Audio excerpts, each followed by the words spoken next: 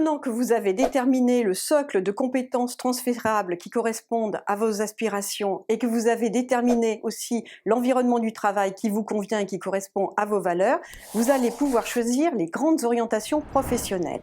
Et pour ça, vous allez constituer les éléments de votre projet professionnel. Le premier élément, c'est l'environnement de travail, c'est qu'il soit géographique, qu'il soit déterminé en termes de déplacement, de temps de travail. Ensuite, le type de structure. Est-ce que vous voulez travailler dans une PME, une grande entreprise, une association? Quel secteur d'activité vous allez privilégier? Quels sont les produits, les services, le marché? Quel poste vous souhaitez? Quel est l'intitulé du poste que vous souhaitez?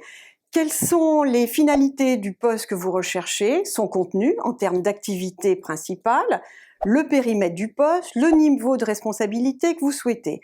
Vous allez pouvoir vraiment constituer l'ensemble de ces éléments pour éclairer votre recherche. Ensuite, vous allez pouvoir regarder le marché du travail et ses débouchés. Est-ce que le poste sur lequel vous vous projetez est dans un marché en développement, avec beaucoup d'offres, avec beaucoup de possibilités et d'opportunités, ou est-ce que c'est une niche? Donc pour cela, regardez, vérifiez les fiches métiers, regardez les offres d'emploi qu'il y a sur ce marché, menez votre enquête par rapport à ce marché du travail.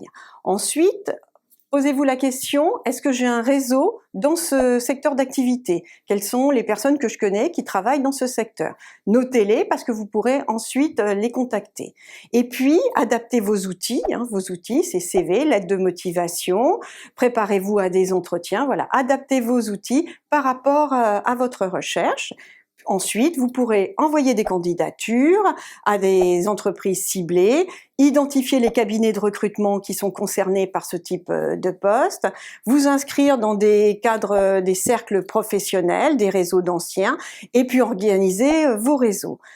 Donc, vous serez vraiment là dans une recherche active par rapport à votre nouveau poste.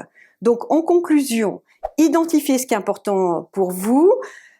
Réfléchissez à l'environnement du travail qui vous convient, qui correspond à vos valeurs, et puis animez vos réseaux et adaptez vos outils. Il ne me reste plus qu'à vous souhaiter bon courage pour la suite de votre recherche.